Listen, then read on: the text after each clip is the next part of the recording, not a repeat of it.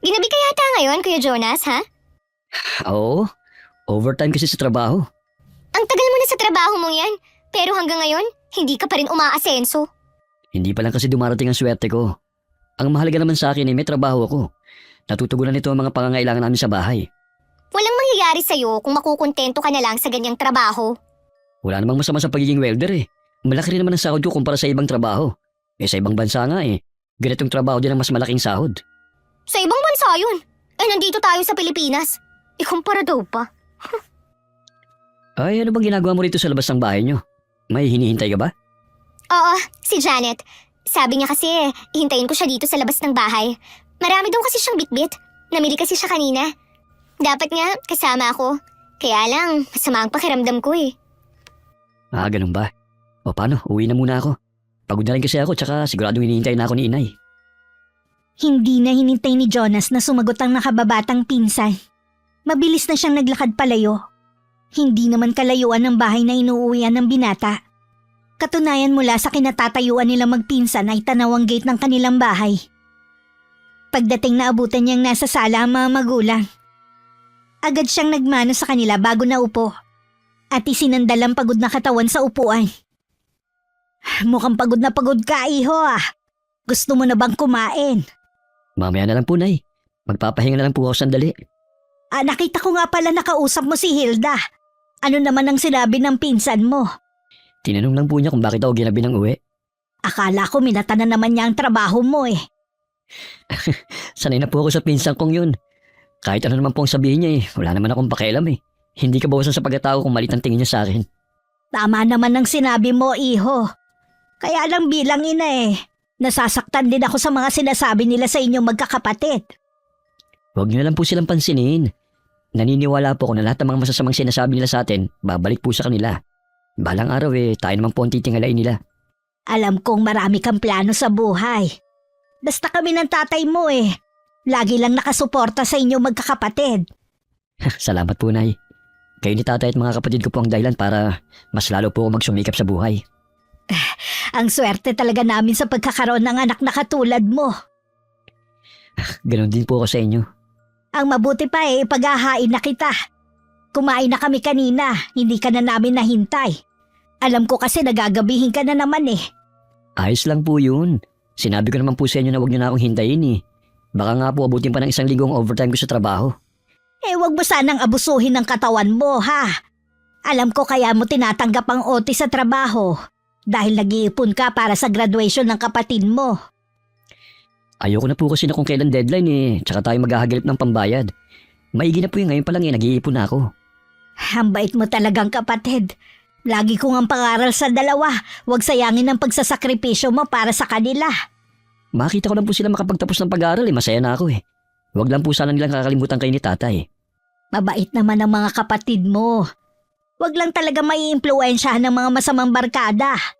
Hindi naman po kayo nagkulang sa paalala sa kanila Aba, kung mapapariwara pa sila, kasalanan na nila yun. Ay siya, kumain ka na. Magsasara lang ako ng pinto at mga bintana. Ang tatay mo nakatulog na pala sa upuan. Kanina pa yan inaantok Hinintay ka lang niya talagang dumating. 3 taon na si Jonas sa kumpanyang pinapasukan bilang welder. Mabigat ang trabaho pero dahil malaki naman ang pasahod kaya siya tumagal. Isang kakilala ng ama na malapit na nun magretiro ang nagpasok sa binata. Sila ng ama ang may trabaho sa pamilya. Dahil 2 pa ang nag-aaral, kailangan nila magtulungan para makaraos sa mga gastusin. Halos kamag-anak naman ng kanyang ama ang nasa paligid. Pero dahil sila ang walang-wala, hindi sila gaanong pinapansin ng mga kaanak. Nakita mo ba yung dineliver sa kapitbahay natin? Oo, hindi naman ako bulag Nakakaingit naman ate. Magkakaroon din tayo ng ganyan, kaya hindi mo kailangang mainggit sa kanila. Sigurado, magyayabang na naman ang mga yan sa atin. Ipagkakalat na naman na may bago silang biniling sofa set. Bakit kailangan nilang ipagyabang? Pangkaraniwan lang naman yung binili nila. Baka nga hulugan lang yun Kahit ba hulugan lang, sigurado na ipagyayabang nila na nabili nila yun ng cash. Kapag tumawag si Tita Lori, banggitin mo na luma na ang sofa natin ha. Kapag tumawag siya, sasabihin ko talaga sa kanya. Hindi naman tayo hihindian ng tiyahin natin kapag nagsabi tayo Oo naman. Lalo na kapag nalaman niya na may bagong sofa ang mga pinsan natin. Hindi rin yung papatalo, no?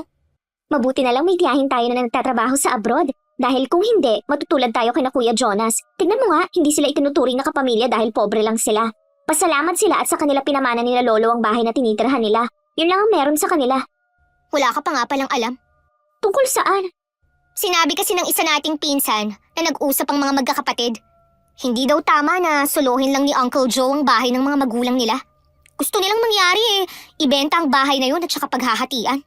Kung ibebenta ang bahay na yun, saan natitira sina Uncle Joe at ang pamilya niya? Hindi na natin problema yun. At saka, mabuti na rin yun para mabigyan din tayo ng pera ng itay natin kapag natuloy ibenta ang bahay na yun. Nagtataka lang naman ako kung bakit sa kanilang magkakapatid si Uncle Joe lang ang mahirap ang buhay. Halata naman kasing tamad din at walang pangarap sa buhay. Paano sila makakaahon sa mahirap nilang buhay? Gusto yata nila, manghingi na lang sila sa mga kamag-anak na may kaya sa buhay. Tapos si Kuya Jonas isang welder lang. Saan kaya sila makakarating niyan? Yung dalawa pang kapatid mga ambisyosa din na gustong mag-aral sa kolehiyo. Hayaan mo lang sila. Mananawa rin ng mga kapatid niyang mag-aral. Lalo't kapos naman sila sa pera. Oo nga te. Buti kung may tiyahin sila na katulad ng Tita Lori natin. Mula nang mamatay ang nanay natin, siya nang sumuporta sa atin. Swerte talaga natin sa tiyahin natin. Kaya tama lang nasuklian natin ang kabutihan ng ginagawa niya sa atin. Oo naman, kaya pinagbubuti ko ang pag-aaral ko eh. Kapag natapos na ako, susunod na tayo sa kanya sa abroad. Ganun na nga. Dahil sabi ni Tita Lori, mas magiging maganda daw ang buhay natin doon kesa dito. Paano ang itay? Iiwan ba natin siya? May bago na namang asawa ang itay eh. Hindi na niya tayo kailangan. Sa bagay nga, hindi naman siya siguro pababayaan ng bago niyang asawa. Ang isipin natin kung paano aasenso. Oras na nasa abroad na tayo, mas lalo tayong kaiinggitan ng mga kamag-anak natin. Hindi may kakaila sa mukha ng magkapatid ang excitement sa naiisip na malaking pagbabago sa kanilang buhay. Lumaki kasi sila sa pamilya na puro payabangan sa kung anong meron at narating sa buhay. Isa rin sa itinatak sa kanilang isipan ng tiyahin na hindi sila dapat malamangan ng kahit sino, kahit kadugo pa nila. Kabaliktaran naman sa pamilyang kinamulatan ni Jonas at ng mga kapatid niya. Mukhang masaya ka ngayon Opo, Nay. Sabi po kasi ng supervisor namin kanina, natataasan kami ng sahod ng kumpanya. Talaga? Aba, magandang balita nga yan. Hindi mo na kailangan laging mag-overtime sa trabaho. Sayang din po na yung bayad sa OT namin eh. Tsaka paminsan-minsan lang naman po kapag may kailangang madalhin sa trabaho. Nasaan nga po pala ang itay? Ipinatawag kanina ng mga kapatid. Nagtataka na nga ako dahil hanggang ngayon wala pa rin ang itay mo. Baka po may okasyon na gaganapin sa isa sa mga kapatid ni itay. At yun po ang topic nila. Di sana pati ako pinatawag na. Tsaka wala naman akong natatandaan na may birthday. O kahit na okasyon ngayong buwan Ano nga kaya ang dahilan ng pagpapatawag nila kay itay? Sana naman hindi problema. Hindi naman po siguro. Alisin niyo na po yan sa isip niyo. Pasensya ka na anak ha. Masyadong nega ang nanay mo. Naiintindihan ko naman po kayo Pero sana iwasan niyo na po ang pag-iisip ng hindi maganda. Para sa'yo anak gagawin ko. Maiba nga pala ako anak. Alam mo bang may bagong biling sofa ang pinsan mong si Mia? Talaga po? Paano niyo po nalaman? Inupahan kasi nila akong maglinis ng bahay nila kanina Naroon pa ako nung i-deliver. Sabi nga sa akin kung may pera daw tayo, pwede natin bilhin ng luma nilang sofa. Sabi ko na lang okay pa naman ang sofa natin. Hindi naman po natin kailangan ng bagong sofa dito sa bahay Maayos pa naman po itong ginagamit natin. Yun nga ang sabi ko. Sukat ba naman na pagtawanan ako? Hindi ko rin gusto ang sinabi niya. Na baka hinihintay ko na ibigay nila ng libre. Pakiwari ko ba gusto lang nila akong ipaiya. Ang akala kasi ng mga kamag-anak ni Itay, porket minsan tayo lumapit sa kanila, lagi na tayong hihingi ng pabor. Ganun na nga. Kung hindi nga lang ako nahihiya tatanggihan ko na sana ang pagkuha nila sa akin para maglinis. Dapat nga po tumatanggi na kayo Mabuti sana kung wala kayong ginagawa rito sa bahay. Hayaan mo. Sa susunod tatanggihan ko na. Hindi naman po lingid sa akin ang trato nila sa inyo Nasasaktan po ako na makita kung paano nila kayo tratuhin. Mabuti pa ang ibang tao maayos sila makitungo. Ang mabuti pa magpahinga ka na muna ha. Aabangan ko na lang ang itay mo sa labas ng bahay. Nang araw na yon ay walang overtime ang binata. Pero dama pa rin niya ang matinding pagod ng mga nakaraang araw. Minabuti niyang umidlip muna sa kwarto at hintayin ang tawag para sa hapunan. Si Aling Nora naman lumabas ng bahay at sakay nabangan ang pagdating ng asawa. Hindi naglaon, dumating na rin ang kabiyak. Ang ngiti sa kanyang labi ay biglang napalis nang makita ang anyo ng asawa. Na tila may malaking pasan na problema. Bakit parang pasan mo ang mundo sa itsura mong yan, ha? Ano na pag-usapan nyo ng mga kapatid mo? Maniwala ka sana na lahat ginawa ko para ipaglaban kong tingin kong tama. Pero sa huli, kagustuhan pa rin nilang nasunod. Lalo mo kong pinag-aalala. Ano ba kasi ang dahilan ng pagpapatawag sa'yo? Gusto nilang ibenta ang bahay na tinitirhan natin. At saka paghahatian namin ang napagbentahan na. Pero bakit naman? Alam naman nila na iniwan sa'yo ang bahay na to ng mga magulang ninyo. Kaya nga nagtataka ako kung bakit nila ako kinausap ngayon .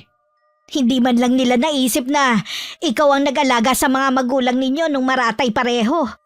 Tayo din ang gumagastos sa lahat ng pangangailangan ng dalawang matanda noon. Samantalang silang masigit na may kakayanan hindi man lang tumulong. Panatag din kasi ang mga magulang namin. Kaya hindi nag-iwan ng kasulatan na sa akin iniwan itong bahay. Wala akong laban sa kanila, Nora. Hindi ko maintindihan kung bakit nila hinahabol ang bahay na to. May kanya-kanya naman silang bahay At maayos ang kanilang pamumuhay kumpara sa atin. Tinanong ko sila tungkol sa bagay na yan. Ang sagot labang nila, may karapatan din sila sa bahay ng mga magulang namin. Alam naman nila na ito lang ang masasabi na pag-aari mo, gusto pa nilang kunin sa'yo. Wala tayong magagawa kundi sumang-ayon na lamang. Hindi naman siguro natin kailangan umalis agad sa bahay na to. Kailangan na natin mag-impake sa lalong madaling panahon. May nahanap na kasi silang titingin sa bahay na ito . Ang bilis naman yata. Palagay ko noon pa nila ito binalak. Alam kong kapatid mo sila pero napakaswapang naman nila. Masyado silang makasarili. Parang hindi kapatid ang turing nila sa'yo Dahil ba wala kang pera katulad nila? Matagal ko nang tinanggap na hindi nila ako tinuturing na kapatid dahil sa katayuan ko sa buhay. Lahat ng pakisama ginawa natin pero hindi pa rin pala sapat. Patawarin mo ako, Nora. Wala man lamang akong magawa para sa inyo ng mga anak natin. Wala ka namang kasalanan Lahat ginawa mo para sa amin. At sa mga magulang mo nung nabubuhay pa sila. Ang dami mong sinakripisyo para sa pamilya. Sana man lang nakita ng mga kapatid mo ang mga ginawa mo na dahilan para maisantabi mo ang mga pangarap mo. Hindi pa rin ako nawawala ng pag-asa na balang araw. Magbubunga din ang lahat ng mga ginawa kong kabutihan. Bukas na bukas din Uumpisahan ko na ang paghahanap ng malilipatan natin. Magtatanong-tanong din ako sa mga kakilala ko. Dahil sa kaabalahan sa trabaho, hindi na napansin pa ni Jonas na may problemang kinakaharap ang pamilya nila. Tsumitsyempo pa kasi ang mag-asawang Joe at Nora kung paano sasabihin sa mga anak ang sitwasyon nila. Minsan maaga na namang nakauwi ang binata. Habang naglalakad pa uwi, tinawag siya ni Hilda. Pinaunlakan naman niya ang paanyaya ng dalaga na dumaan muna. Napapansin ko na lagi ka nang maagang umuwi. Wala na muna kasing overtime . Ikaw ba? Wala ka bang trabaho? Hindi naman kasi ako naghahanap Bakit naman? Sayang naman ang tinapos mo. Bakit naman magiging sayang? Bala kaming kunin ng tiyahin namin papuntang abroad. Hinihintay ko lang makatapos si Janet para sabay na kami. Ganun ba? Ang swerte nyo naman. Walang kahirap-hirap na makakarating kayo sa ibang bansa. Swerte talaga. Siguro, naiinggit ka sa amin Bakit naman ako maiinggit? Kasi, kahit anong kayod mo mahirap pa rin kayo. Mabuti pa siguro wag mo na lang akong tatawagin. Kung mamatahin mo lang ako palagi. Uy, napipikon ka rin pala. Oo naman. Nagpapasensya lang ako sa inyo ni Janet Alam ko na mababantingin nyo sa akin at sa pamilya ko. Pero sana wag mo naman kalimutan na bilog ang mundo. Hindi sa lahat ng oras, kayo ang nasa ibabaw. Ang dami mo naman agad sinabi. Lalo ka sigurong magagalit sa amin kapag nalaman mo na mapapaalis na kayo dun sa bahay na tinitirhan nyo. Ano sinasabi mo dyan? Kumparaan mo ito para inisin ako. Wala ako sa mood. Pagod ako sa trabaho. Nagsasabi ako ng totoo. Kailangan nyo nang umalis sa bahay nyo dahil ibibenta na nila. Wala namang binabagit ang mga magulang ko na ibebenta nilang bahay namin eh. Tsaka, malabo yan sinasabi mo. Yun na lang ang pag-aari ni Itay. Hindi naman ang itay mo ang gustong magbente, kundi ang mga kapatid. Ang labo mo namang kausap. Hindi lang naman ang itay mo ang may-ari sa bahay nyo, kundi silang magkakapatid. Walang iniwang testamento ang mga magulang nila na ang itay mo lang ang magmamay-ari ng bahay nyo. Ibig sabihin lang nun, lahat sila may karapatan sa bahay na yon. Kahit walang iniwan na testamento, alam naman nila na kay Itay iniwan ang bahay na yun. Wala na tayong magagawa pa. Desisyon na nila yun eh. Napakaswapang naman ang itay mo para suluhin ang bahay ni na lolo. Hindi swapang si Itay. Hindi naman niya hiningi ang bahay na yun eh. Kusa yung ibinigay sa kanya ng mga magulang nila. Alam ng lahat ang paghihirap niya sa pag-aalaga sa lolo't lola natin. Hindi mo kailangang isumbat yun. Magulang naman niya yun eh. Natural na aalagaan niya. Hindi ako nanunumbat. Sinasabi ko lang na mas malaki naging hirap ni Itay. Aba, huwag kang magalit sa akin ah. Anak lang din naman ako eh. Pero natutuwa ka sa pagbagsak namin. Ano naman ang mapapala ko kung sakali? Tsaka, akala mo naman eh, mataas na tao kayo para bumagsak. Eh matagal naman na kayong nasa baba eh. Yun na nga eh. Mas higit kayo nakakaangat sa amin. Pero gusto nyo pa kaming ilubog. Bakit nga kasi nagagalit ka sa akin ha? Dahil alam ko natutuwa ka rin. Ewan ko nga sa'yo. O baka naman hanggang ngayon galit ka pa rin sa mga kapatid ko, ha? Hanggang ngayon ba? Naiingit ka pa rin sa kanila, ha? Anong sinasabi mo dyan?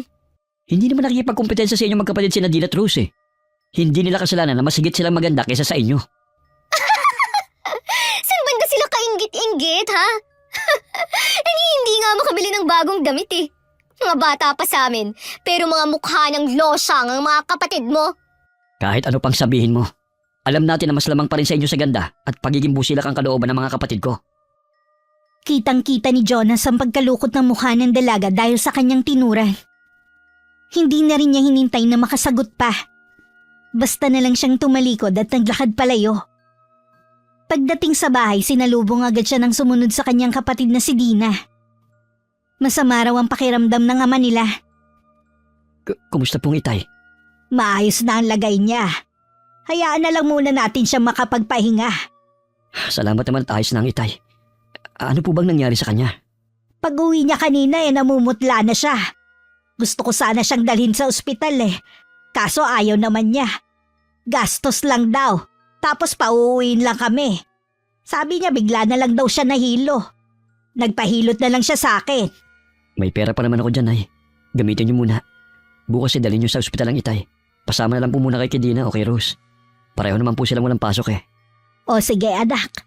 Hindi rin kasi ako matatahimik kapag hindi na pa-check up ang Itay mo Pasensya ka na rin ha. Alam ko meron kang pinaglalaanan ng pera mo. Nakalaan po talaga yun sa mga ganitong pagkakataon. Naisip ko nga baka ang dahilan ng pagkahilo ng Itay mo dahil sa hindi siya makatulog nitong mga nagdaang gabi. Meron nga po pala akong gustong itanong sa inyo, Nay. Tungkol naman saan iho? Totoo ba na gustong ibenta ang bahay na ito ng mga kapatid ni Itay? Nakarating na pala sa'yo. Malamang ang nagsabi sa'yo magkapatid na sina Hilda at Janet, no?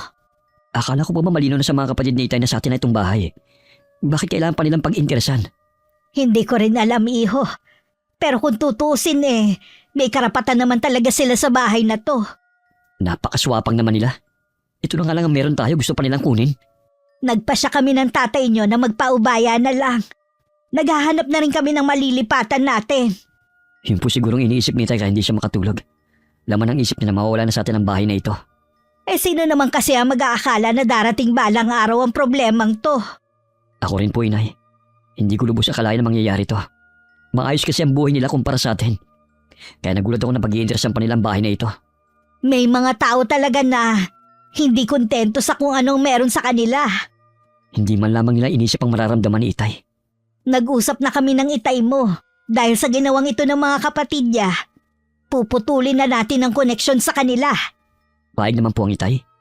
Sa maraming pagkakataon lagi na lang ang Itay niyo ang nasusunod. Sa pagkakataong ito ako naman ang pakinggan niya. Alam ko po na nagagalit din kayo at masama ang loob. Oo, aminado naman ako Pero wala naman akong karapatan dahil asawa lang ako.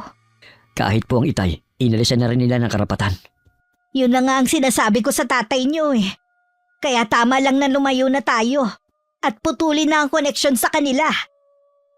Hindi naman sumang-ayon si Jonas sa gustong mangyari ng kanyang ina. Hindi naman kasi lahat ng kamag-anak ng ama nila masasama ang ugali. May mga pinsan din siya na nakakasundo niya. Yun nga lang bihira na sila magkita-kita. Abala na kasi sila sa sariling pamilya at mga trabaho. Minabuti niya na wag na lang kontrahin ng ina para hindi na dumagdag sa sama ng loob nito. Nang mga sumunod na araw, lahat sila abala sa pag-iimpake ng mga gamit nila. Sino po yung nakasalubong ko sa may gate natin? Sila yung bibili ng bahay natin. Bakit naman po parang nagmamadali sila na may benta itong tinitira natin? Matagal na daw kasi tayo nakikinabang sa bahay na ito. Kaya tama lang na may benta ka agad. Sana naman hinintay nila makahanap tayo ng matutuluyan. May nakita na kami ng mga kapatid mo. Rekomenda ng isa nilang kakilala. Sa kabilang barangay lang ang bahay na sinasabi ng taong kakilala nila. Tahimik daw doon at hindi naman mahirap sumakay. Tamang-tama sa'yo at sa mga kapatid mo. Matanong ko lang po, paano pong hatian kapag naibenta na itong bahay? Ito pang nakakalungkot. Sila na daw ang bahala kung magkanong ibibigay nila sa ama nyo. Katwiran kasi nila matagal nang nakinabang ang itay nyo sa bahay na to. Ano bang utak meron ng mga kaanak natin? Sana naman maisip nila mga mabubuting ginagawa ng itay sa kanila. Hayaan na lang natin ang mga pangyayari. Ang mahalaga naman buwang pamilya natin at wala tayong inaagrabyado. Alam ko po nasasaktan kayo, Tay. Patawad po kung wala akong magawa. Marami ka nang nagawa sa pamilyang ito. Sapat na ang mga naitulong mo sa pamilya natin. Maiwan ko muna kayong mag-ama dito, ha? Tutulungan ko lang ang dalawa sa pagliligpit sa kwarto. Magpahinga ka na lang muna, anak. Alam ko, pagod ka sa trabaho. Ayos lang po ako, Tay. Tutulong na rin po ako. Kailan po ba tayo aalis? May nakausap na akong kaibigan na tutulong sa paghahakot ng mga gamit natin. Ayaw na nga akong singilin. Tulong na raw yun ng kaibigan ko sa akin. Sa linggo na tayo aalis. Ako na lang po kung gano'n na magbabayad ng uupahan nating bahay. Tutulungan kita. Hindi naman ako papayag na akuin mong pagbabayad sa lahat ng gastusin natin. Isang araw bago ang paglipat ng pamilya ni Jonas, bumisita sa kanila magkapatid na Hilda at Janet. Nagkataon na si Aling Nora lang ang naroon ng mga sandaling yon. Magandang araw po, Auntie Nora. Magandang araw din naman. Anong kailangan nyo? Nandyan po ba sina Dina at Rose? Gusto po sana namin silang imbitahang lumabas. Alam po kasi namin paalis na kayo bukas. Gusto lang namin silang makabonding sana. Pasensya na pero wala sila rito. Hindi ko alam kung anong oras sila uuwi. Sayang naman, ang dami pa naman namin gustong ibigay sa kanila. Mga gamit po galing kay Tita Lori na hindi na namin ginagamit. Salamat na lang mga ineng. Pero sa tingin ko hindi rin yan tatanggapin ng mga anak ko. Bakit naman po? Kami na nga ang nagmamagandang loob. Nakapagtataka naman na kung kailan paalis na kami. Tsaka kayo naging mabait sa mga anak ko. Ano ba talaga ang motibo ninyo? Ang hirap niyo namang pasayahin, Auntie. Ayaw niyo po nun. Kahit sa huling sandali, naging mabait kami sa kanila. Noon pa man nakikita ko na sa inyo ang ugali ng inyong ina. Tama nga ang kasabihan. Kung anong puno, siyang bunga. Ano po ang ibig niyong sabihin sa mga sinabi niyo?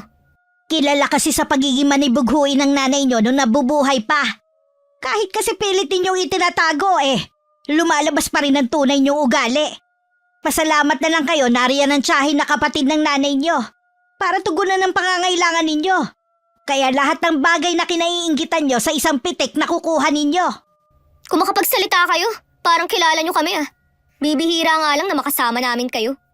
Kahit napakadalang natin nagkakasama, lahat ng kilos ninyo alam ko. Kahit ang mga ginawa ninyo sa mga anak ko. Masyado lang po kayong balat sibuyas.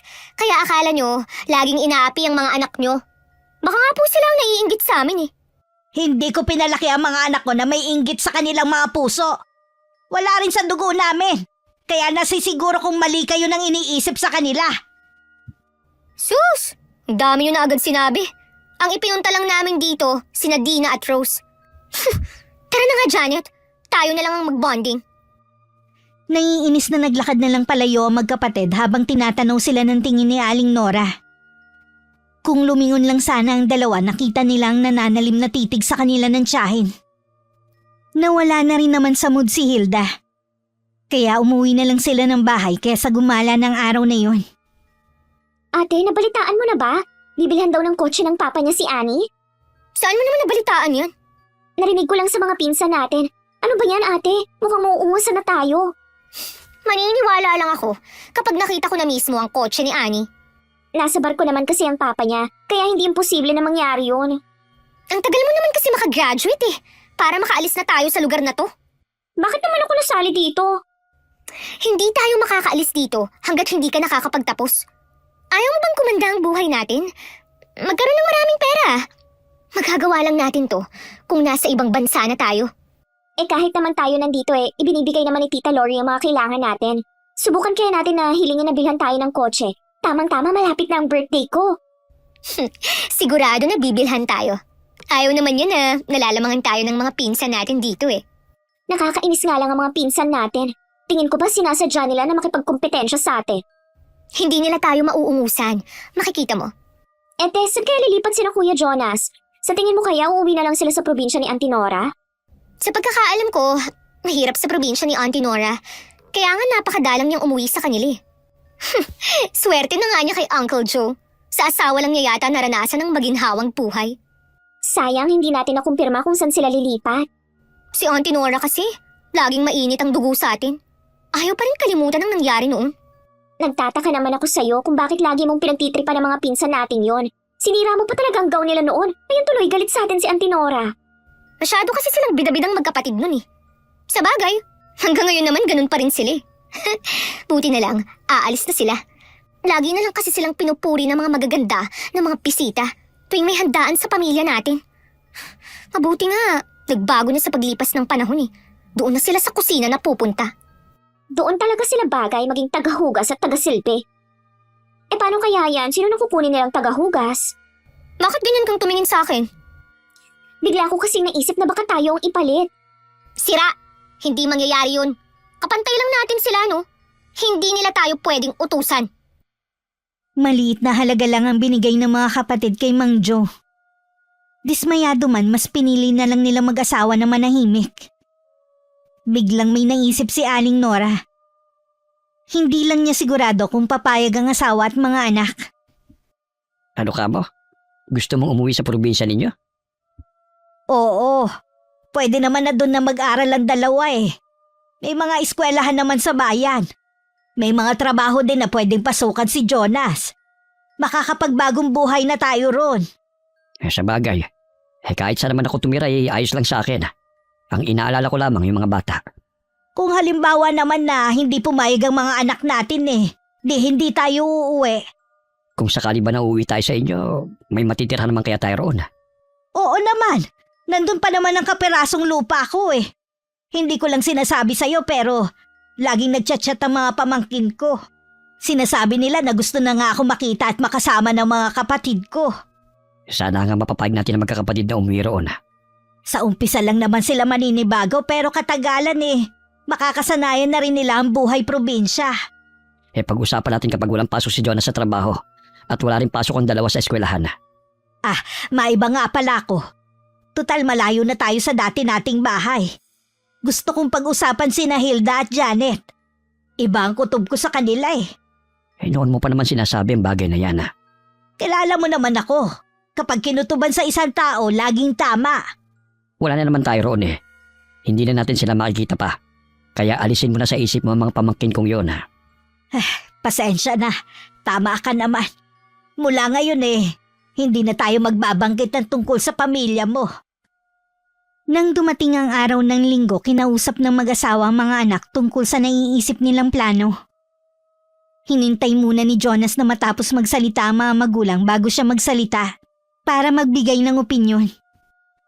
Wala naman pong problema sa akin kung gusto niyong umuwi sa probinsya ni Inay. Minsan na rin po ako nakauwi ng bata ko sa lugar natin. Masasabi ko na ayos naman po ang buhay doon. Ang sa akin lang naman po sayang po kasi ang trabaho ko rito Ang ibig mo bang sabihin, iyo, magpapaiwan ka rito? Gano'n na nga po sana. Pwede naman po akong umupa ng maliit na kwarto malapit sa pinapasukan kong trabaho. Wala namang problema sa akin kaya lamang itong nanay mo. Alam mo naman kasi na hindi ako sanay na malayo ka sa amin Pero nasa hustong gulang ka naman na. Ayokong saklawan pa ang mga gusto mong gawin. Basta wag mo lang sanang kalilimutan na lagi kang tumawag sa amin At nadalaw ka rin sa amin. Oo naman po, Nay. Lagi po akong tatawag. Meron din po kasi akong gustong sabihin sa inyo. Ano yon, iho? Yung kumpanya po na pinapasukan ko ipinapadala nila sa ibang bansa at sagot po nilang lahat. Kaya po lagi ko pong sinisipagan. Baka mapili na ako sa susunod. Maganda nga yan, anak. Wala ka pa namang pamilya. Kaya pwede mo yung iprioridad. Kaya nga po gusto kong samantalahin para mabigyan ko po kayo ng kaginhawaan sa buhay. Lagi na lang kami ang iniisip mo. Baka naman hindi ka na makapag-asawa niyan. Aba, 30 anyos ka na. Ni isang nobya wala ka pang ipinapakilala sa amin. Makapaghihintay naman po yan. Pero mga pagkakataon na ganito, bihira lang pong dumating. Kung sakali man po na hindi na ako makapag-asawa, ayos lang naman po sa akin yun. Nandiyan naman po kayo Kahit ano pang desisyon ninyo sa buhay na magkakapatid, lagi kaming nakasuporta sa inyo ng tatay nyo. Salamat po, Nay. Tay. Natuloy ang plano ng pamilya na umuwi ng probinsya. Sumama pa si Jonah sa paghahatid sa pamilya. Sa ilang taon na lumipas, ang dating liblib na baryo at malubak na daan ay maayos na ngayon. Malalaki na rin ang bahay na dati mga kubo lamang. Nasabi na lang ng binata sa sarili na asensado na ang lugar. Sa pagkakatanda ko po, Nay, hindi ganitong lugar nyo Alangan namang hindi magbago ang lugar namin sa loob ng 2 dekada. Tsaka sabi ng Tio Leroy mo maayos daw ang mayor dito. May malasakit sa mga nasasakupan. Mabuti naman po kung ganun. Kung makikita nila Hilda at Janet ang lugar natin, sigurado na mapapawaw na lang sila. Bakit naman nabanggit mo pa ang magkapatid na yon? Ngayon ko lang po ito sasabihin. Dati kasi wala nang bukang bibig ang dalawang yun kundi naitin ng probinsyang pinanggalingan nyo. Akala kasi nila liblib at mahirap ang buhay dito. Hindi mawaglit sa isip ko na baka may inggit sa inyo ang magkapatid na yon. Dati kasi tuwing may handaan sa mga kamag-anak ng tatay nyo madalas kong mahuli na masama ang tingin nila kina Dina at Rose. Lalo na kapag nakakatanggap ng papuri ang dalawa. Kung tutusin, mas maswerte pa rin po sila. Walang kahirap-hirap na nakukuha nila ang gusto nila. Kita mo naman lahat ng mga meron ng pinsan nyo. Gusto nila meron din sila. Sa bagay, pinalaki rin sila sa layaw ng kanilang tiyahin Ang mahirap niyan kapag wala nang maibigay ang tita Lori nila. Ang alam ko po kukunin sila ng tiyahin kapag nakatapos na si Janet ang pag-aaral Doon daw po sila magtatrabaho.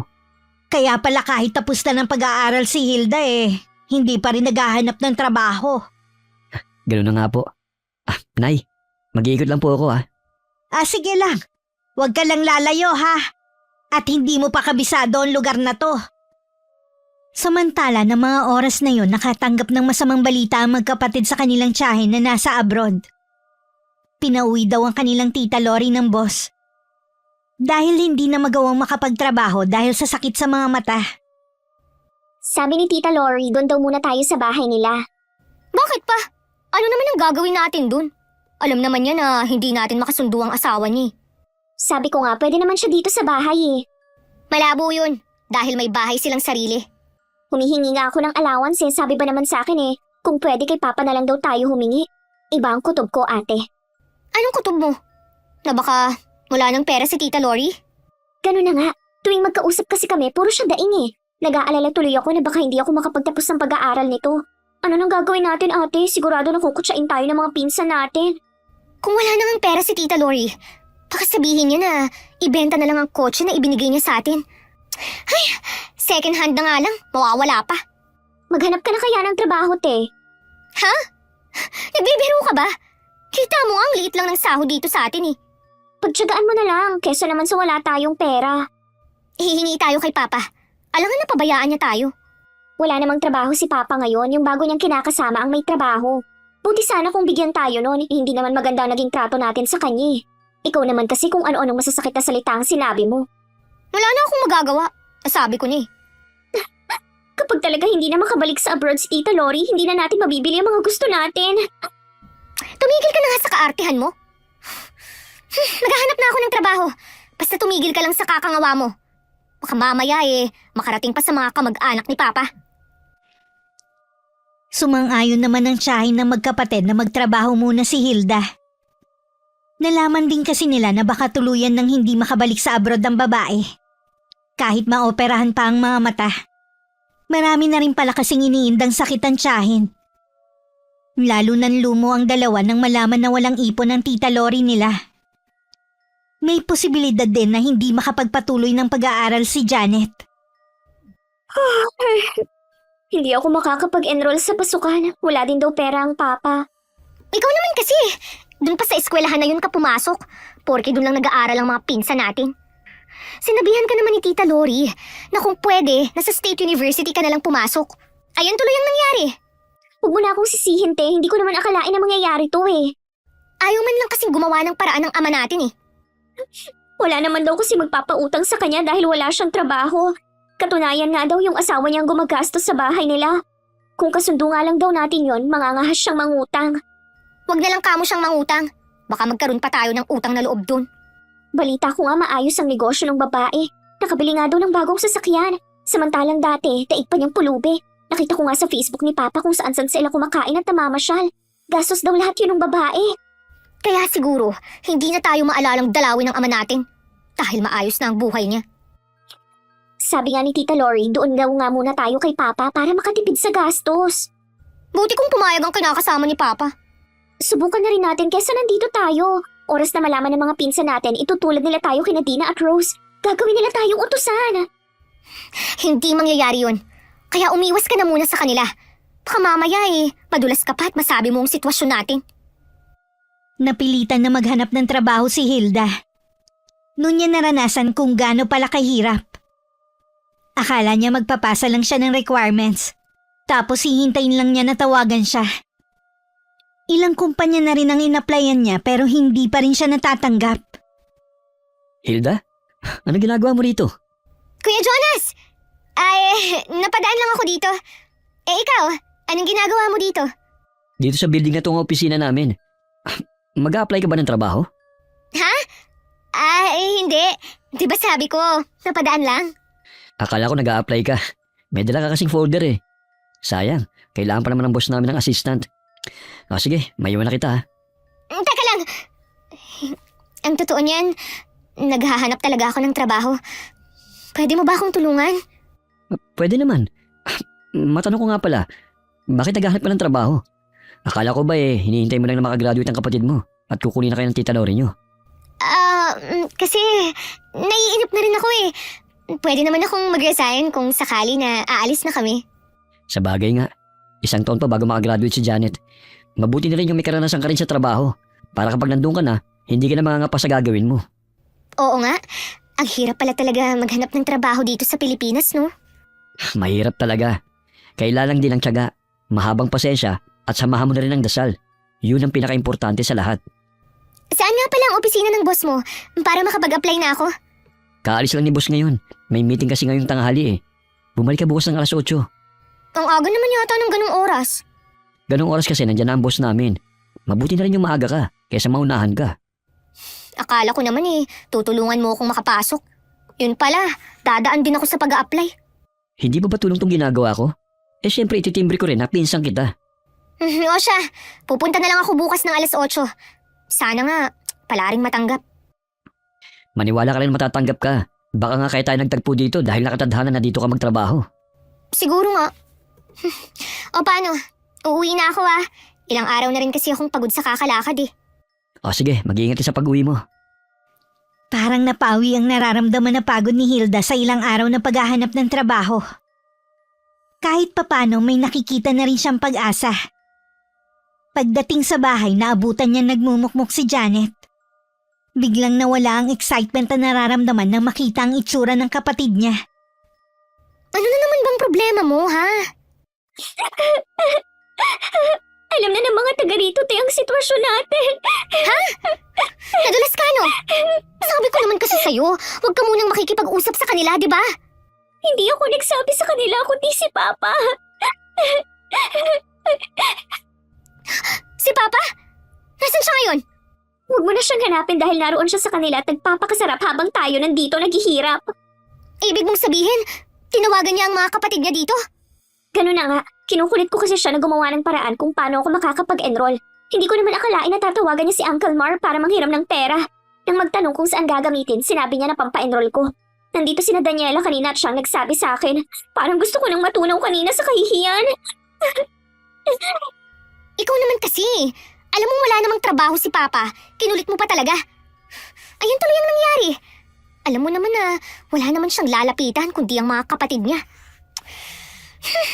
Hindi ka rin nag-iisip no? Akala ko kasi mapipilitan siyang humingi sa kinakasama niya Tanga! Sinabi naman sa'yo dati pa na hindi niya pangangahasan na mangutang doon para ibigay sa atin. Anong sabi ni Daniela kanina? Papahiramin ka raw ba ni Uncle Mar? Kaya nga siya nandito para sabihin na hindi ako mapapahiram ng papa niya. Paalis na kasi papuntang London ang kapatid niya para doon na magtrabaho. Kailangan din daw nila ng pera. Kung nakita mo sanang mukha ng pinsan natin para siyang nang uuyam. Kalimutan mo na lang ang nangyari. Wala ka na rin magagawa. Napakadamot naman kasi ng kinakasama ng ama natin Sana, malugi ang negosyo niya. Kausap ko din si Tita Lori kanina. Sinabi ko nga ang sitwasyon natin Titingnan daw niya magagawa para makahanap ng pera. Bakit kasi hindi siya humingi sa asawa niya? Pareho na lang sila ni Papa Takot sa mga asawa. Sana pala naging mabait tayo una pa lang sa asawa ni Papa. Di sana ngayon nakikinabang din tayo sa pera niya. Hindi naman kasi natin alam na ganito ang mangyayari. Sa maiksing panahon, nagawa niyang iangat ang sarili niya. Pinatunayan niya na mali tayo sa ginawa nating pagtrato sa kanya. 2 linggo na lang pasukan na, hindi na ako makatulog sa kakaisip. Tanggapin mo na lang habang maaga pa na hindi ka na makakapasok. Sayang naman 1 taon na lang tapos na ako anong gagawin natin? Walang dapat sisihin kundi ikaw rin. Hindi sana darating ang problema mong to kung umpisa pa lang hindi sa eskwelahan na yun ka pumasok. Inggitera ka kasi. Nagsalita ang hindi inggitera. Ikaw din naman sa private mo noon gustong pumasok kumontra ba ako? Dun sa pinasukan mo, sobrang mahal ng tuition fee mo. Wala namang espesyal. Pareho lang din naman ang turo. Ay, huwag na nga tayong magtalo. Baka lalo lang tayong malasin Kamusta nga palang pag-a-apply mo? Hindi naman sa lahat ng oras minamalas tayo. Kanina, aksidente kaming nagkita ni Kuya Jonas. Kailangan daw ng assistant ng boss niya. Pinababalik niya ako bukas. Talaga? Kita mo nga naman, ang minamata natin may pakinabang din pala sa atin. Pagtsatsagaan ko na rin ang trabahong yun. Kesa naman malumpo na ako kakahanap kung saan-saan. Aba, nalibot ko na yata ang buong Maynila sa kakahanap ng trabaho Sigurado naman na matatanggap ka na bukas pero magdasal pa rin tayo. Magkahalong kaba at excitement ang nararamdaman ni Hilda ng araw na yun. Hindi rin siya nakatulog ng nagdaang gabi. Mag-aalas 9 na nun nang makarating siya. Naging maayos naman ang interview sa kanya at sinabing tatawagan na lang siya. Bigla naman nawala ang saya na nararamdaman niya ng mga oras na yun. Ganon din kasi ang mga nangyari sa mga nakaraan niyang inaplayan. Pero makaraan lamang ang 2 araw. Tinawagan siya para sabihin na tanggap na siya sa trabaho. Oh, bakit Biyernes Santo na naman ang mukha mo dyan? Imbis na matuwa ka na may trabaho na ako. Lukot na lukot pa ang mukha mo. Mabuti pati, umalis na lang tayo sa lugar na to. Ha? Bakit naman pabigla-bigla ka ng desisyon? Palubog na tayo habang mga pinsan natin umaangat. Dahil lang sa hindi ka pa nakakapag-enroll ganyan na ang iniisip mo? Ang OA mo naman. Palibhasa kasi ikaw may trabaho na wala ka nang pakialam sa akin. Para sabihin ko sa'yo, ang liit lang ng sahod ko. Mas malaki pa nga yung allowance na natatanggap ko kay Tita Lori noon Pagtsatsagaan ko na lang to hanggang makabalik sa abroad ang tiyahin natin. Malabo nang mangyari yun. May iba pa palang sakit si Tita Lori. Susubukan na lang daw niya na maghanap ng trabaho dito. Si Tita Lori naman kasi, hindi rin nag-iisip. Alam naman niya na mahirap maghanap ng trabaho dito sa atin. Tsaka, sino naman ang tatanggap sa kanya? Matanda na rin siya. Wala na tayong magagawa pa. Ang gusto pa nga ng asawa ni Tita na pumunta na lang daw ako sa kanila para samahan si Tita Lori ano naman ang sabi ni Tita Lori? Parang sang-ayon siya sa asawa niya. Kung ako ang tatanungin, mas gusto kong nandun ka kaysa nandito lang sa bahay.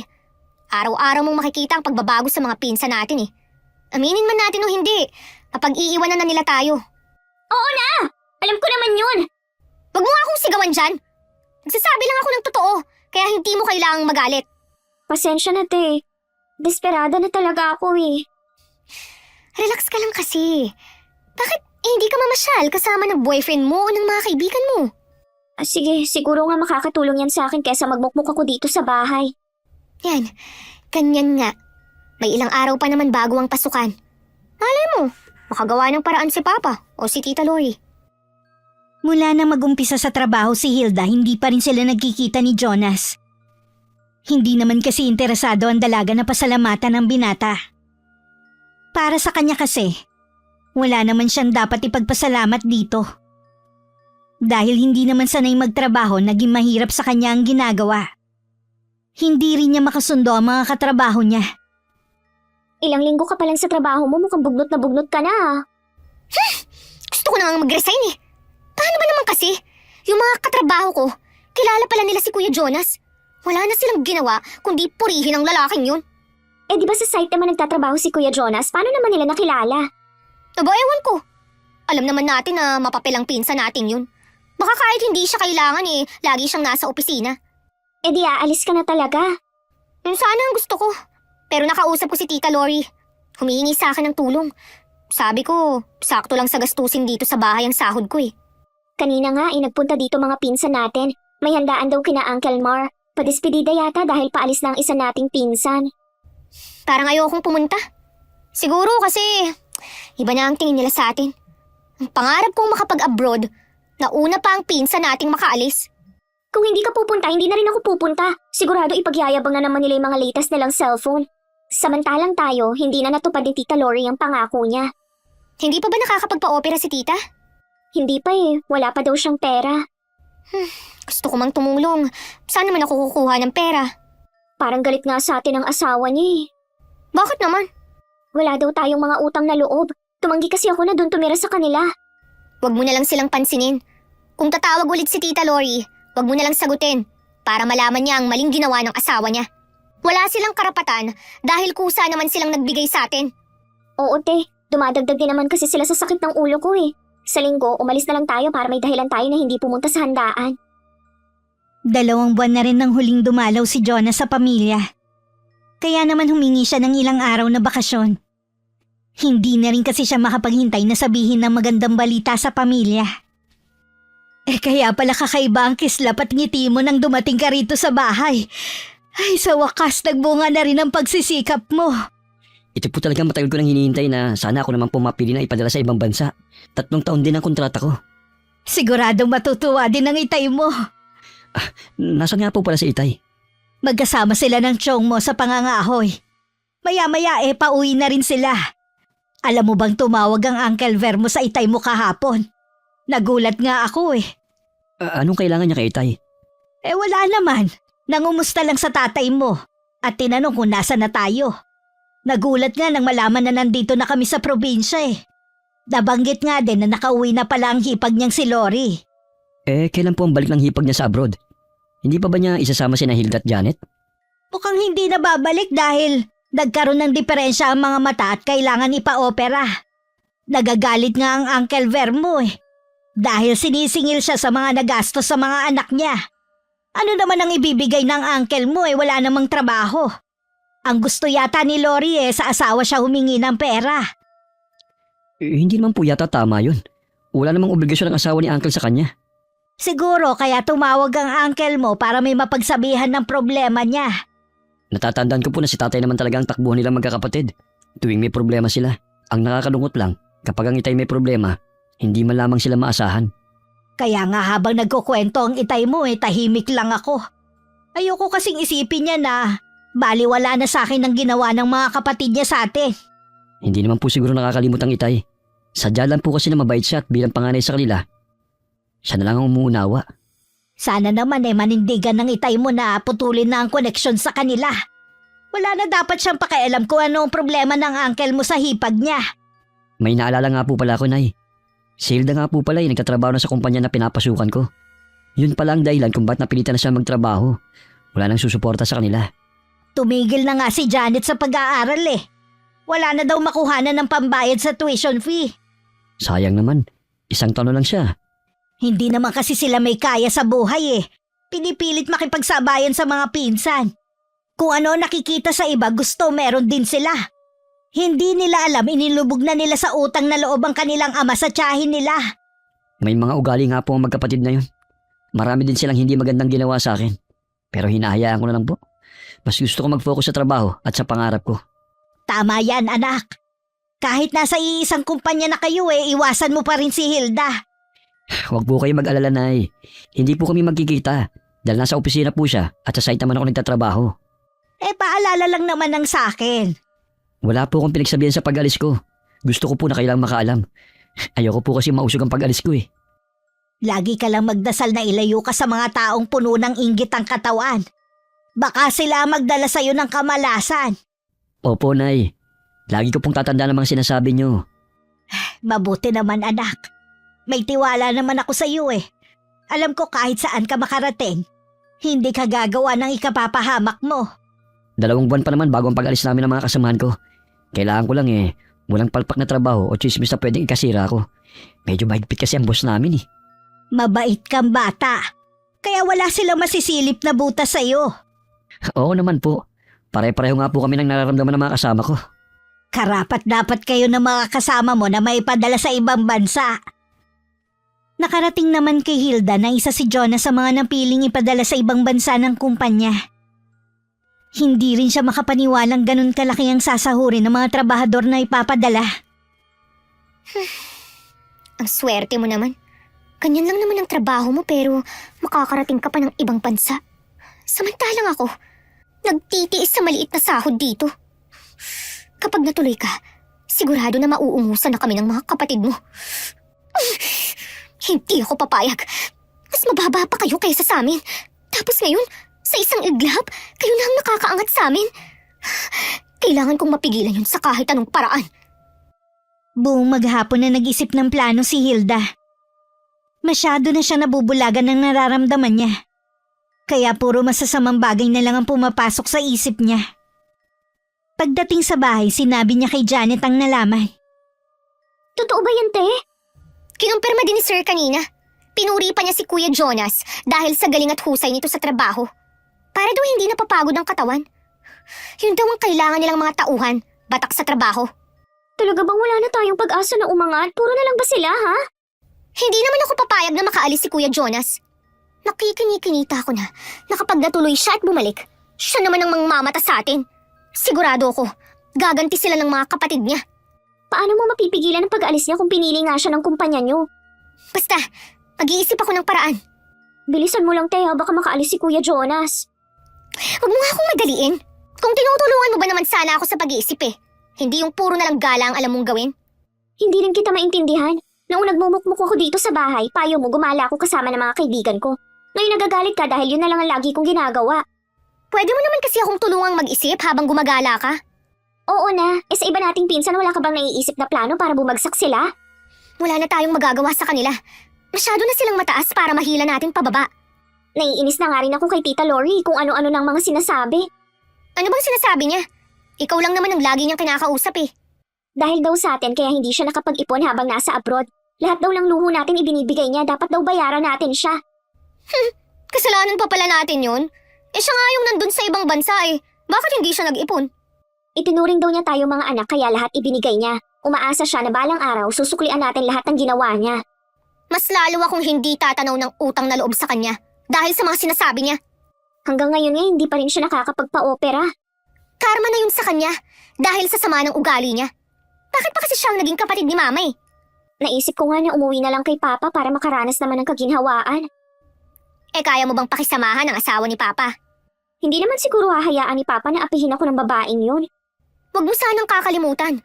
Bahay niya yun at siya lang ang may pera. Susubukan ko na makisama.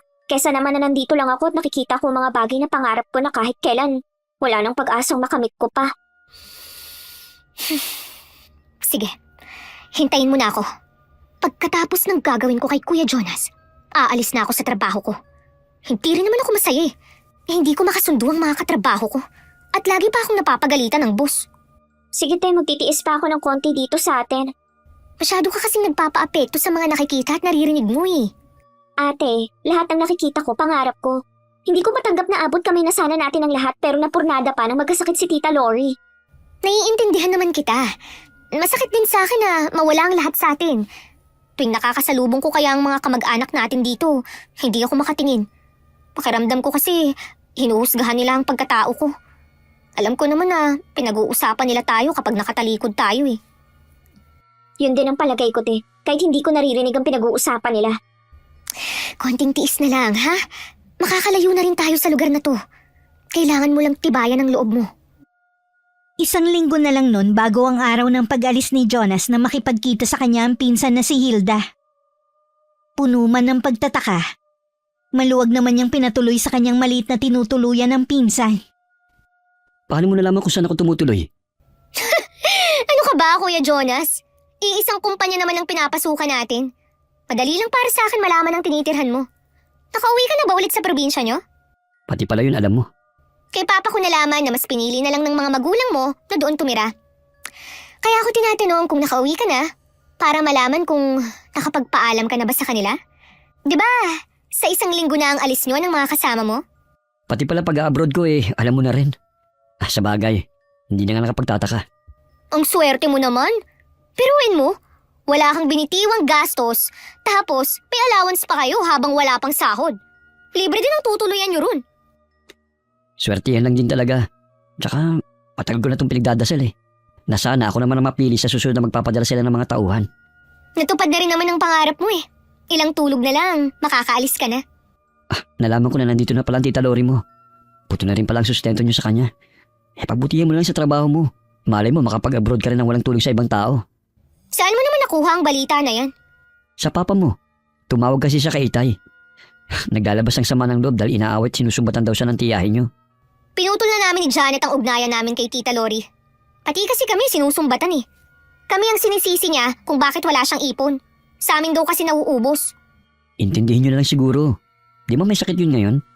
Siguro tuliro lang ang isip niya. Dapat nga dinadamayan niyo siya ngayon May asawa naman siya Hindi naman siya pababayaan nun. Alam mo, kung hindi ka magbabago, lalayo talaga sa inyo ang grasya. Hindi man lang ba pumasok sa isipan niyo? Kaya ganyan ang nangyayari sa buhay niyo para magising ka sa katotohanan. Pwede ba? Huwag mo ako sermonan. Ang dami ko na nga iniisip. Dadagdagan mo pa. Kung ganun, ano ba kasing ginagawa mo rito? Baka kasi makaalis ka na nang hindi man lang tayo nag-uusap. Kaya ka ba biglang bumait sa akin dahil alam mong paalis na ako? Nagpinsan pa rin naman tayo Hindi man tayo magkasundo noon. Pwede naman siguro na magbati na tayo, diba? Sa dami ng mga ginawa mo sa akin, binaliwala ko na lang lahat yun. Ayoko kasi magtanim ng sama ng loob sa kapwa ko Masyado na akong masaya at kontento sa takbo ng buhay ko. Nabuti ka pa. Sana kapag naroon ka na, huwag mo kaming kalilimutan ng kapatid ko, ha? Huwag ka mag-alala. Pag uwi ko, may pasalubong ako sa inyo. Ngayon palang nagpapasalamat na ako sa'yo. Sige aalis na rin ako para makapagpahinga ka na rin. Ay, kuya, pwede bang pa-CR muna? Sige, ayun sa dulo. Pagpasensya mo na kurtina lang ang tabing dyan Matagal nang nakaalis si Hilda. Pero palaisipan pa rin sa binata ang pagdalaw nito sa kanya. Hindi rin mawala sa kanyang isipan ang misteryosong ngiti ng dalaga. Naiiling na lang siya na inalis na lahat ng alalahanin sa kanyang isip. Nahiga na lang siya at ipinikit ang mga mata. Isang araw bago ang alis ni Jonas at ng mga kasama nang ipatawag siya sa opisina. Ganun na lang ang gulat niya sa sinabi ng kaharap. Hindi siya kabilang sa aalis kinabukasan. Dahil umano sa ginawa niyang malaking kasalanan. Hindi po totoo ito, boss. Tapat at malinis po ako sa trabaho ko. Hindi nga po ako uminom at naninigarilyo Yan pa kayang bawal na gamot. Boss, maawa naman po kayo. Matagal ko na pong pinangarap ang makapagtrabaho sa ibang bansa para sa pamilya ko. Hindi ko kailanman sisirain ang pangarap kong yun. Hindi ko po alam kung paano yun napunta sa mga gamit ko. Pero maniwala po kayo. Hindi akin yan. Halos lumuhod na si Jonas sa harap ng boss at ng iba pang naroon sa opisina na yun. Pero lahat sila buo ng desisyon. Nahatulan siyang guilty sa isang paratang na hindi naman niya ginawa. Ilang sandali lang pumasok na ang dalawang security guard. At kinaladkad siya palabas sa gusaling yun kung saan siya nangarap ng mataas. Sa isang iglap na wala lahat sa kanya. Hanggang makauwi tulala pa rin siya. Sa probinsya bigla naman nabitiwan ni Aling Nora ang basong may laman ng tubig. Bumagsak yun sa sahig at nagkapira-piraso. Ano yung narinig ko? Nora? Oo, huwag ka munang kumilos dyan. Baka maapakan mo yung bubog. Bigla na lang kasing nadula sa kamay ko May dinaramdam ka ba? Namumutla ka kasi at nanginginig. Labig na kamay mo Bigla kasi kong kinabahan. Bigla ko rin naalala si Jonas. Kung ano-ano kasing iniisip mo eh. Ayos lang si Jonas. Mami tatawag din yun. Tsaka mo kumustahin para mapanatag ka. Dapat kasi pinilit natin siyang maihatid bukas eh. May service naman sila mula sa kumpanya nila eh. Huwag ka na mag-isip ng mga negatibong bagay. Mula bukas magbabago ng takbo ng buhay natin dahil kay Jonas. Tawagan kaya natin si Jonas ngayon. Aabalahin mo pa yung tao eh. Hintayin lang natin na tumawag mamaya ang anak natin. Ewan ko ba, iba talaga ang kutob ko eh.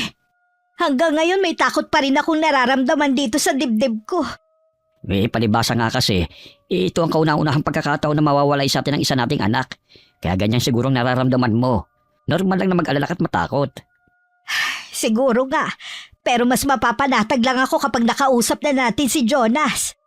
Sige na, ang mabuti pa ay magpahinga na lang muna sa kwarto. Ako na lang ang bahala dito sa kusina. Sige na. Hindi pa rin mapakali si Aling Nora. Lalo siyang nakaramdam ng labis na pag-aalala dahil hindi tumatawag ang binata. Buong gabing naghintay ang mag-asawa sa tawag niya. At maging sila nakailang tawag na pero hindi niya sinasagot. Mabuti pa kaya lumuwas na lang tayo. Kahapon pa ako nag-aalala kay Jonas eh. Baka may masama nang nangyari sa kanya kaya hindi siya nakatawag sa atin. Tinawagan ko ng kakilala ko at nakisuyo na ako kung maaaring puntahan si Jonas sa tinitirhan niya. Maghintay na lamang muna tayo sa ibabalita ng kaibigan ko. Diyos ko po, huwag niyo pong pahintulutan na may masamang nangyari sa anak ko. Napakabait po niyang anak at kapatid. Nakisuyo na rin ako sa mga kapatid ko. Kung hindi pa rin tumawag hanggang mamaya si Jonas, luluwas na ako. Sasama ako sa'yo. Kailangan ko malaman ang nangyari sa anak natin. Nang mga oras na yon, nalaman na ni Jonas kung sino ang taong nagsumbong sa kanilang boss. Labis siyang nagsisisi na pinatuloy pa niya sa kanyang tinitirhan ng taong yun. Siya pa ang naging tulay para makapasok ito sa trabaho. Parang sasabog ang dibdib niya sa matinding galit at sama ng loob. Nang marating niya ang bahay ng magkapatid, malakas niyang kinalampag ang pinto habang sumisigaw. Hindi niya alintana kung nakakabulahaw siya sa ibang bahay. Hilda! Lumabas ka! Harapin mo ako! Magtutuos tayo ngayon! Kuya Jonas, anong ginagawa mo dito? Ang aga mo naman mong bulahaw. Nasaan ang ate mo? Ilabas mo siya! Kuminahon ka nga muna, nakakahiya sa mga kapitbahay eh. Wala akong pakialam! Ilabas mo ang kapatid mo! Nandito na ako. Pwede ka na sigurong huminahon. Ang mabuti pa, pumasok ka muna. Dito tayo sa loob ng bahay mag-usap. Hindi na! Mas gusto ko rito! Huwag mo nga akong hilahin! Ay, ano ba? Nasasaktan ako! Ay, huwag mo kalagkarin ang ate ko! Bastos ka! Dito tayo mag-uusap sa labas! Ano bang problema mo, ha? Bakit mo ba kami ginugulo? Huwag mong sabihin magpinsan tayo! Ipakukulong ka namin! Ikaw pa may gana na ipakulong ako? Ha? Sinira mo ang buhay ko! Ang pangarap ko sa pamilya ko! Ano bang nagawa ko sa inyong kasalanan, ha? Hindi ko alam ang sinasabi mo! Huwag ka na magsinungaling pa! Kung alam ko lang na ikaw sisira sa pangarap ko, hindi na sana kita tinulungan na makapasok sa trabaho! Wala kang utang na loob! Huwag mo akong pagbibintangan, ha? At wala akong utang na loob kahit kanino, lalo na sa'yo! Kaya kayo nilalayo ng grasya dahil sa mga ugali ninyo. Puro inggit ang nasa katawan ninyo. Hindi kayo masaya sa pag-angat ng ibang tao. Gusto niyong umasenso sa pamamagitan ng hirap ng iba. Sinabi nang tumigil ka na eh! Naririndi na ako sa mga sinasabi mo! Hindi ako titigil agad ikaw, mami, sa ginawa mo sa akin. Ikaw ang naglagay ng ipinagbabawal na gamot sa gamit ko. Ikaw rin ang nagsumbong sa boss natin para hindi ako makaalis. Naiinggit ka sa akin. Kayo ng kapatid mo. Dahil alam mong mahihigitan na namin kayo. Umamin ka na! Oo na! Totoo lahat ng sinabi mo! Hindi ako papayag na umangat ka kasama ang pamilya mo! Hindi kayo karapat-dapat na umasenso! Uunahan mo pa kami? Pwes, hindi ko hahayaan yan! Dahil lang dyan, sinira mong buhay ko.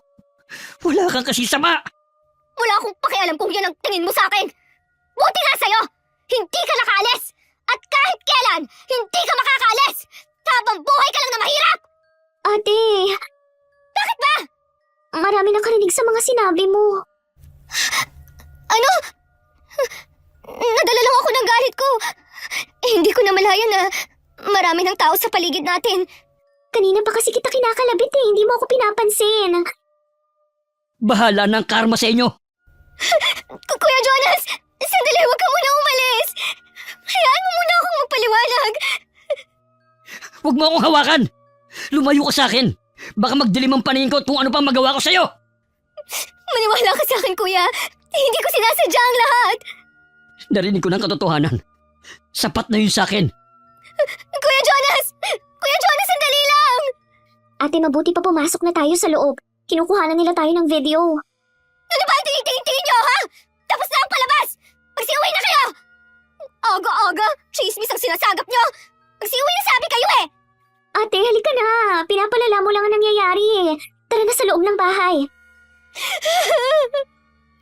Bakit ba nangyayari sa atin to, ha? Puro na lang kamalasan ang tumarating sa atin.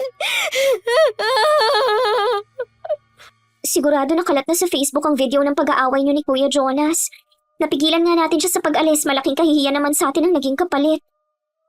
Nakarating na rin sa mga kapatid ni Jonas ang video na kumakalat. Agad nilang nakilala ang kapatid at pinsan na si Hilda. Pinakita nila yun sa mga magulang. Napakagulgol na lang si Aling Nora pagkatapos mapanood ang buong video. Jo, ang anak natin. Kailangan niya tayo. May mga naghahanap na sa kanya. Baka pauwi na rin siya rito sa atin. Hintayin na lang natin siya. Wala naman siyang ibang pupuntahan eh. Paano yun nagawa ni Hilda? Dahil sa anak natin kaya siya nakapasok ng trabaho. Napakasama niya para sirain ang pangarap ng anak natin. Hindi ko palalampasin ang ginawa ng magkapatid na yon. Wala na akong pakialam kung tuluyan na kami magkalayo ng kanilang ama. Sinira nila ang anak natin dahil sa matinding inggit. Jonas, nasaan ka na anak? Umuwi ka na dito. Hayaan mong damayan ka namin. Pero lumipas lamang ang 1 linggo. Hindi pa rin nagpapakita si Jonas sa mga magulang at mga kaibigan. Ang awang nararamdaman ni Aling Nora ay unti-unting napalitan ng matinding poot para sa magkapatid. Ginising niyo matagal nang nakatagong lihim ng aking pagkatao. Pagbabayaran ninyo ng mahalang ginawa niyo sa anak ko. Tanggapin niyo ang galit ko. Mas doble ang ipaparanas ko sa inyo kumpara sa naramdaman ni Jonas ngayon. Kinuha ni Aling Nora ang libreta na naglalaman ng mga sakit at sumpa na maaaring ipataw sa isang tao. Bago pa sila nagkakilala ni Mang Joe, marami nang naparusahan ng matandang babae sa pamamagitan ng kanyang mabagsik na kulam. Tila ang mga larawan sa naninilaw na libro ay nagkaroon ng sariling buhay. Isang Latin na dasal ang inusal niya at saka may lumabas na itim na usok at nawala din sa kawalan. Huwag kayong titigil sa pagpapahirap sa dalawa hanggat humihinga sila. Gusto ko ang sakit na mararamdaman nila ay siyang pupunit sa kanilang pagkatao. Alam ni Mang Joe ang kayang gawin ng asawa. Kahit siya, hindi ito mapipigilan. Kaya naman si Jonas na lang ang hinanap niya. Tanging ang binata lang ang makakapigil sa ina para itigil ang ginagawang pagkulam sa magkapatid. Nang mga sandaling yon namimilipit naman sa matinding sakit ang magkapatid. Si Janet walang tigil sa pagsusuka. Naninilaw na rin ang kanyang balat at halos lumuwa na ang mga mata. Samantalang si Hilda, mas matindi ang kanyang pinagdadaan ng hirap. Wala siyang tigil sa kakasigaw. Nalagas na rin lahat ng buhok at ngipin niya. Maging ang mga kuko sa daliri at paa. Ayoko na! Hindi ko na kaya! Hirap na ako! Papa! Tapusin niyo na lang ang buhay ko! Parang awa niyo na! Tama na! Umiiyak naman ang kanilang ama na walang magawa kundi masdan ang kanilang paghihirap. Batid kasi niya na walang doktor ang maaaring magpagaling sa mga anak. Dahil kulam ang nagpapahirap sa kanila. Nay, Jonas? Anak? Ikaw ba yan? Hindi ba ako namamalikmata lang? Ako nga po ito, Nay. Anak ko, salamat naman at umuwi ka na. Sobrang nag-aalala kami sa'yo. Pasensya na po kayo. Kung hindi ako umuwi dito. Wala na po kasi akong mukhang mayaharap sa inyo eh. Binigo ko po kayo. Hindi ko na po matutupad ang pangako ko. Wala kang kasalanan, anak. Pinarusahan ko na ang may kagagawa ng pagkasira ng buhay mo. Nay, ipinagtapat na po sa akin lahat ni Itay na isa po kayong mangkukulam. Nakikiusap po ako sa inyo. Tama na po. Huwag niyo na pong pahirapan pa sina Hilda at Janet. Ipaubahin lang po natin sa Panginoon ng lahat. Ayoko po na maging masama kayo.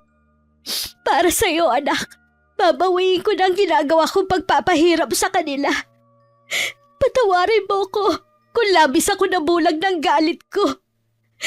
Sana mapatawad din ako ng Panginoon. Binawi ni Aling Nora ang sakit sa magkapatid na nagpapahirap sa dalawa. Minabuti na rin ni Jonas na doon na lang maghanap ng panibagong trabaho. Matagal na rin niya natanggap na hindi ang pag-a-abroad ang buhay niya. Samantalang ang magkapatid mas pinili na manirahan sa malayong lugar. Pinagsisihan na rin nila ang kanilang ginawa at nangako na magbabago na. Wakas. Okay, shoutout po tayo. Sana nagustuhan niyo po ang story natin ngayon. Shoutout sa Eneria family, especially kay Runalyn Eneria, get well soon po. Hello kay Beth Royo at kay Jasmine at sa Deloro family. Hi kay Mama Marilu Santillas, Van Allen Gadon at kay M from Angono Rizal. Hello kay Chris Jel Mamado. Hi kay Elizabeth Dungka from Pampanga. Shoutout sa Santolan Eatery sa Bawan, Batangas. Hi kay George Ativo from Tanay Rizal. Shoutout kay na Boss Tatay, Nanay, Bugoy na Kuykoy, Nokay at sa mga reyna ng Marites na sina Jackie at Linlin ng Mahilom Compound, Davao City. Hi po kay Ate Irene from Pulong Manggahan, Naay, Cavite. Shoutout sa Mawak family from Dasmariñas, Cavite. Hi kina Daniela Manson, Clarissa May, Jenny at Marisa, mga solid abangers ni Miss Gwen. Shoutout sa mga taga HB Apparel na sina Rosie, Alicia, Rachel, and Claire. Hi kay Rolando Barabad from Naval Biliran. Hello kay Jezabel Domdom from Dubai. Hi kay Mary Joy Sabaresa from Agos Bato, Camarines Sur. Hello kay Rose Ann Piedad Claudio from Qatar na solid abangers din ng Miss Gwen. Hi kay Genevieve Kadapan from Laguna. Hello kay na Michelle and Kay from Saitama. Hi kay Cecil Sabroso, maraming salamat po. Hello kay Josie Joy Ison from Awang, Cotabato. Hi kay Rose Claros from Dubai. Shoutout sa Losada family and Babas family sa Estancia, Iloilo. Shoutout sa Ero family and Palang family from Isabela. Hi kay Rebecca De Castro from Taiwan, ingat ka lagi dyan. Hello kay Delia Salbarita from Netherlands. Hi kay Rason Yao from Kuwait. Hello kay Magdalena Eguico na laging present.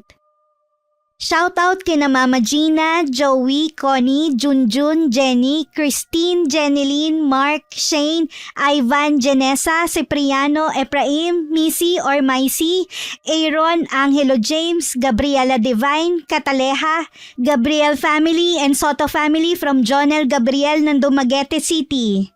Hello po sa buong pamilya ninyo. Nakapag-subscribe na po ba lahat? Hi kay Florence Lucinario. Hi kay Lori Inaldo from UAE. Hello kay Emeline Francisco. Hi kay Melanie Lapian from Kuwait. Hello kay Michelle Esperon. Hi kay Marlon Enaje from Lopez, Quezon Province. Isa rin po sa solid abangers ng Miss Gwen. Hello kay na Romel Elemia, Elaine John, Raven Clerk, Shania Steph at Bianca Elemia ng Zamboanga City galing kay Maureen. Happy birthday kay Cinderella Gutierrez from Saudi at shoutout sa taga-Putsan Tiwi Albay. Shoutout sa Asada family from Quezon City. Hello sa asawa ni Lin Hasigawa na si Teju ito. Hi kay Alma Naong from Kuwait. Shoutout kay Rechi Cardenas at Racel Kilikol. Happy birthday sa'yo.